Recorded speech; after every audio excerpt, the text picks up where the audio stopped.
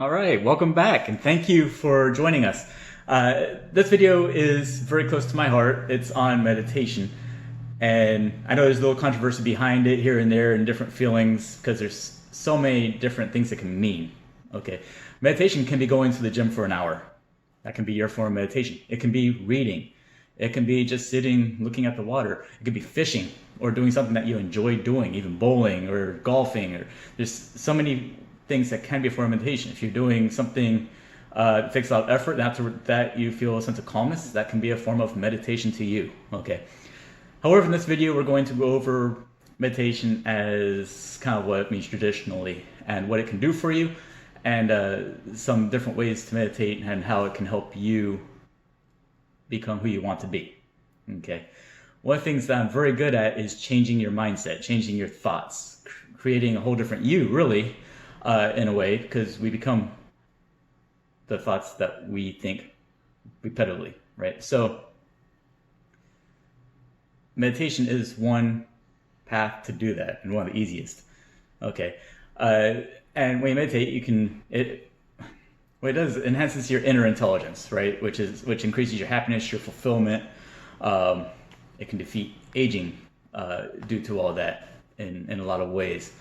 Okay, but happiness and fulfillment is where it's at, right? Nothing else matters if you don't have those two things. You know, you can have $1 billion, and if you're not happy and fulfilled, that's not going to mean much to you. Okay, and I know there's a lot of people that say, well, you give me $1 billion and I'll be pretty happy and fulfilled, you know, but it doesn't work like that, unfortunately. There's other things that come into play, and that's what these videos are about. Okay, and going through these steps that I'm giving you can get you to that abundance that you want also. Okay, but you have to have one before the other to really make it true for you. So there's a lot of different ways to meditate. There's a lot of different reasons to meditate. I mean, I'll just go over a few. Number one, it improves your mood.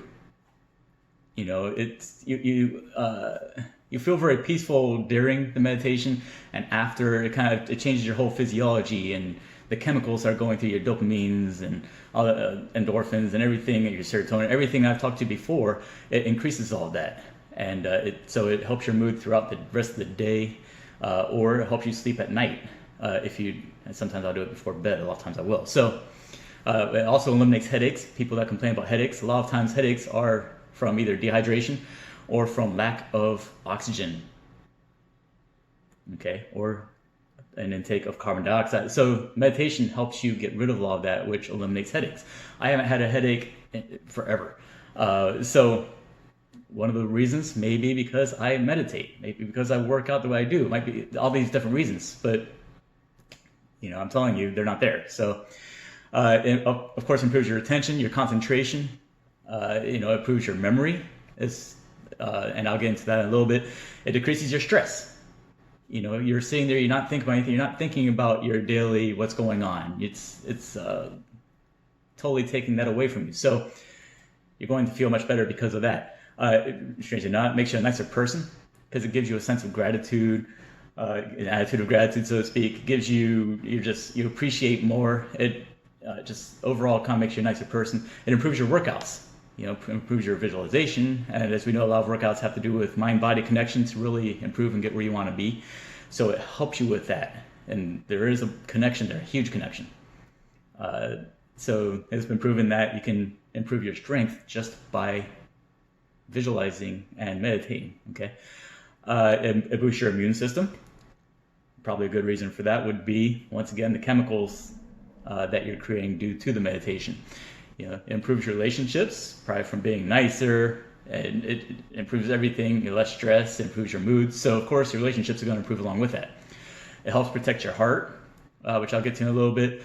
It helps your sleep, which I've already gone over. It helps your creativity, right? Now, as we know, the left side brain is more analytical, word-driven. Right side has more of the creativity and visual images, right? So, but on certain meditations that can be done, stuff like that, you're really working on your visualizations, stuff like that. So that's going to increase those connections between the two sides of the brain, and along with that oxygen intake that you're getting, and it really improves your creativity, which is very important when you want overall success. Okay, your work performance goes up, probably from everything prior to what I already mentioned. You feel younger, very true. You might even look younger. You know, you'd be amazed at what all this can do for you. You have a higher intelligence level. You know, once again, you're creating and improving connections that are already there. You're the dendrites. I'm not going to get into all that, but it's very, very important with these connections, and you're creating new ones, and you're using parts of the brain that aren't quite used as often as others. Although, yes, I know now all the brain's being used at one point or another, but you're improving everything when it comes to intelligence when you're meditating. And it also helps fight addictions. And there's a lot of reasons behind addictions, but remember, if it improves your mood, decreases stress, boosts your immune system, it improves relationships, you know, all of these are going to help with the addiction that you have. If you have an addiction, all of us have some kind of addiction. Some people watch too much TV. I probably read too much. I consider that more of a good addiction. I'd probably replace that instead of eating too much or something. But all of us have some kind of addiction, so it helps with that. It really does. So now there have been studies that also have shown that it decreases pain and inflammation. Right? Once again, you're visualizing, you're sending blood flow, because remember, the brain does not know the difference between the images that you create and what's really going on. So you can imagine that you're doing curls, and it's going to send blood to those muscles like they've been used. This has been proven in studies. But it can decrease pain and inflammation. It increases your gray matter in your brain, which are your brain cells in your brain, which once again goes along with the higher intelligence and mood and everything. It enlarges your prefrontal cortex. Okay, so of course that's where your rational decision making comes in. That's why people that meditate are known traditionally, right, especially in ancient times, have more wisdom and wiser, because they use that more effectively. It shrinks your amygdala, right, which has to do with a lot of your emotional control. So that's why you don't have the temper as bad as you did. You don't, you see things in a different light, right? And if you look at things also from appreciation, gratitude, which that gives you also, it changes your world. Okay, now it thickens your hippocampus, all right, that's your learning and memory, okay, which is why these improve, right? A lot of people get scared of like Alzheimer's, stuff like that as they get older. You know, so meditation, along with working out, I always say they go hand in hand, right? You gotta work with one along with the other. But it can really improve any chance of not getting that, right? So, and it enhances high amplitude gamma waves. Okay, there's of course alpha and delta waves, stuff like that, depending on what you are. But the gamma waves have to do with awareness and a feeling of bliss. Okay, which once again, that's one of the reasons why it can help fight addictions, right? Because you're getting a high, right? And you're getting awareness with this. So, you know, all this that it does for you, it's amazing that more people don't do it. Gandhi once said, if you taught children how to meditate, there would be no more wars. And everyone knew, I mean, Gandhi was one of the most influential people and leaders in the world, and he didn't have anything that leaders generally have, like a military and all that stuff, but he had power. He had millions and millions of followers. And he was huge on meditation. So, and it really helps give you faith. It helps really with a burning desire of what you want to accomplish. Things will come to you to really put into action so that your desires come to fruition. Okay. So there's a lot of ways to meditate. Okay, that's just some of the benefits, by the way, just some. Okay. A lot of ways to meditate. There's meditations where you try to clear your mind of anything, right? Which is the hardest one to do. But also you're sitting there in silence for however long you are, which is also a very nice feeling. There's different visualizations where you visualize yourself working out or how you want to look in the next year, or goals that you want to achieve. There's visualizations where it's like there's grounding visualizations or light visualizations where you're centering yourself, or chakras and energizing. You get into different things like that. A lot of it has to do with visualization, and they can do a lot for you. but I recommend that you research and try different things, see what works for you. Some people are very involved with the Merkaba meditation. If you look into that, it's interesting, and it has a lot to do with the geometry of it and stuff like that. And there is science that proves a lot of this now. So for a long time, of course, there wasn't as known more as New Age. Just visualization was considered New Age not that long ago. And now if you look at professional sports athletes, musicians, I mean, there's a lot of things go into it, and a lot of visualization, right? Even preparation for a speech is visualization. You know, if you're going over and over in your head, in the mirror, whatever, before you go onto the stage, that is a form of meditation visualization. So it's being used and implemented, so we can use it to really get what we want. Now, of course, you do have meditations that you go over questions, right? What is the purpose of life? What is my purpose? You keep saying over and over again. You ask a riddle that it has no answer, like Cohen or something like that. You know, if a tree falls, there's no one around, doesn't make noise. But you'll be amazed at the answers that come to you. And there's just different angles and perceptions, and that's also what helps you create the higher intelligence, creativity, because it makes you think in different ways. Okay, or I should say it lets you think in different ways. You're becoming yourself, is what you're doing. So now there's a lot of ways to meditate as far as how you sit, right? You can even meditate laying down, although you'll probably fall asleep. Some people sit in a comfortable chair. You have to be careful with the chair, though. Make sure you can have your back straight. I usually don't recommend leaning back into the chair. So your back straight. Some people meditate with the head up if you're doing more of a goal setting, confidence building type of meditation. Sometimes your head up will give you more of a physiology for that and help you gain what you're looking for. Traditional meditation will have you looking about 3 feet in front of you on the floor, okay, which aligns your spine and up, elongates stuff. It creates energy in your spine and stuff like that. But feet 90-degree angle, flat on the ground. I like to do it without shoes. I like to do it outside if possible, so that way you're with nature, you're grounding a little bit in with the nature, which is very important, and will give you a whole different feeling of peacefulness and calm and stuff like that. So you can meditate in a chair.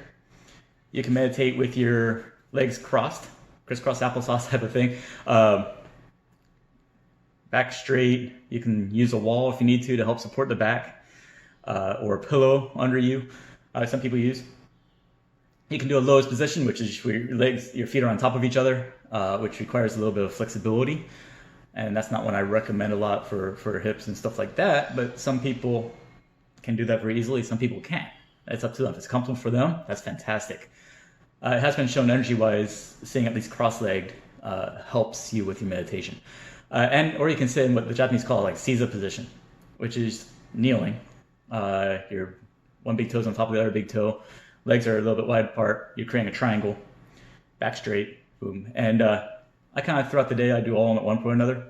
I don't have a favorite. It depends on what meditation I'm doing and what I want to get out of it and how I want to feel at the end of it and during it. Okay. So now your hand positions, and every culture has their own terminology for these different positions, but they all use a lot of the same positions.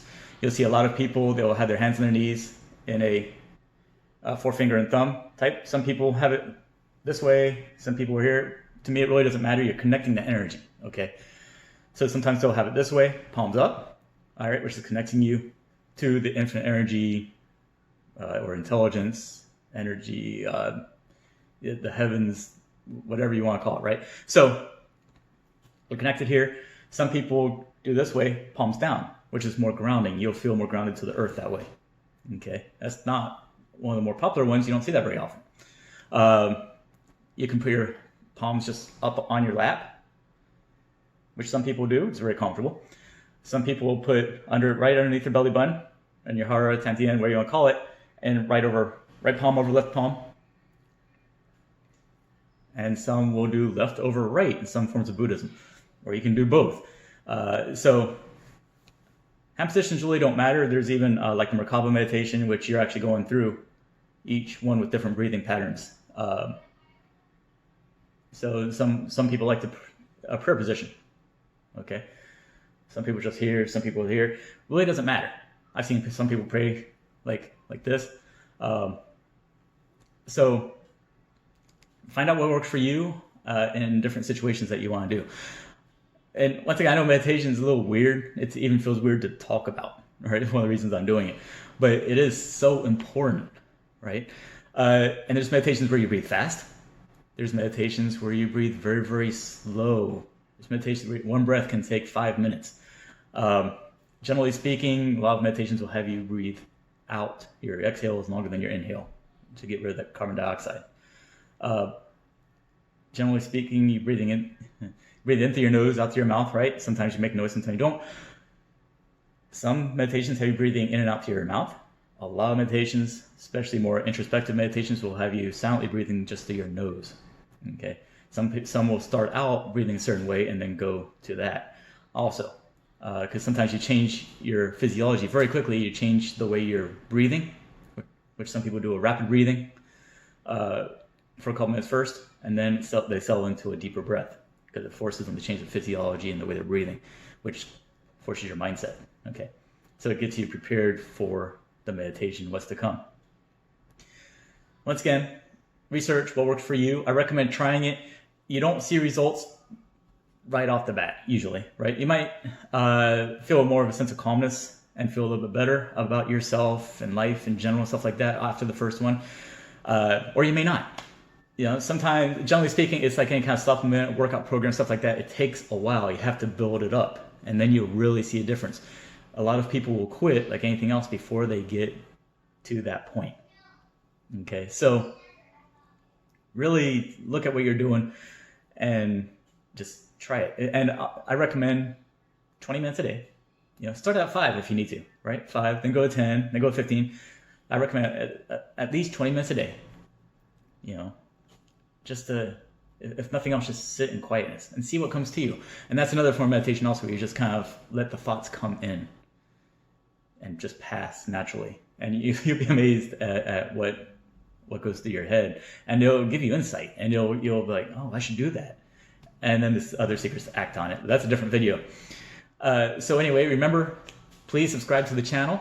Like, if you like what you see, please comment it. Let me see or know what you want to go over. If you have any questions, put in the comments. I'll get back to you, I promise. I look forward to any comments I get.